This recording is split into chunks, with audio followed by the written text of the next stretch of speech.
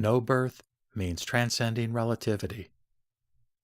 As is manifest throughout the Lankavatara, one of its main notions is that ignorance, and consequently the state of always being in bondage, is due to discrimination wrongfully made concerning the self-nature of existence.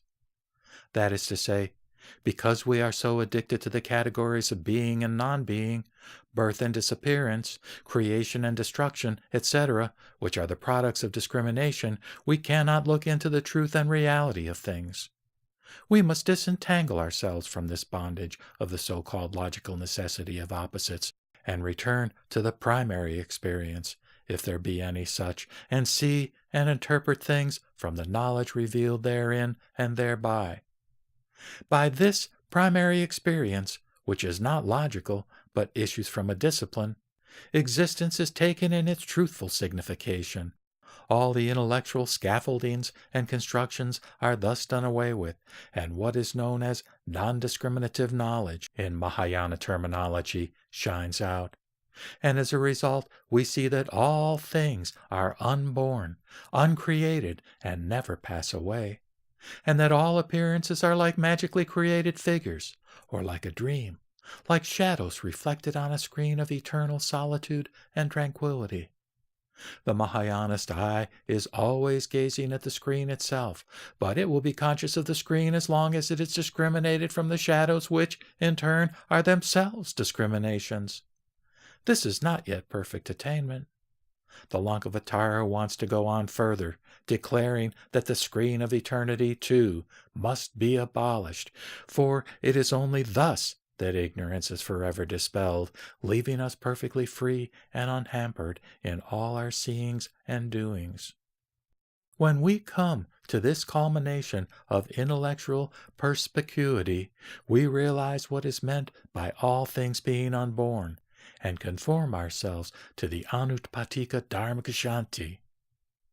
When the following verses are seen in this light, the doctrine of no birth, no causality, etc. will grow quite intelligible, and, as the Prajnaparamita warns, will not frighten us any longer. Quote, that all things are causally evolved, as they are not to be described in terms of relativity, such as being and non-being, discriminating and discriminated, this is what I call no birth. The mind, disengaged from objectivity and free from the twofold svabhava, the mind that is obtained by a revulsion or parivritti at the basis of consciousness, this is what I call no birth. It is no external existence, no non-existence. Indeed, it is beyond the grasp of the mind and transcends all philosophical views. This is what is characterized as no birth. All terms, such as empty, having no self-substance, etc., are to be thus understood. We talk of being empty not because of emptiness, but because of no birth. Close quote. The idea is that the Buddhist doctrine of emptiness is not absolute annihilation, but the denial of a relative world as final reality where birth and death actually take place. This, however, does not mean that there is, behind this world of appearance, something which contrasts with the former, and which is what is really real, as distinguished or discriminated from the phenomenal.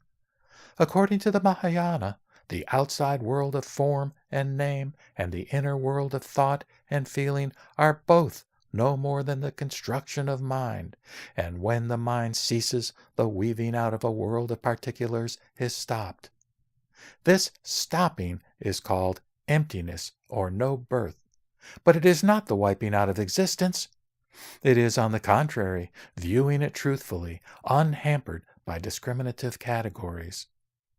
Buddhism, therefore, upholds causation on the ground that things actually come into view and pass out of view. Only it rejects the view that causation has its first term, has started from a primary cause or causal agent, which is a fixed final reality.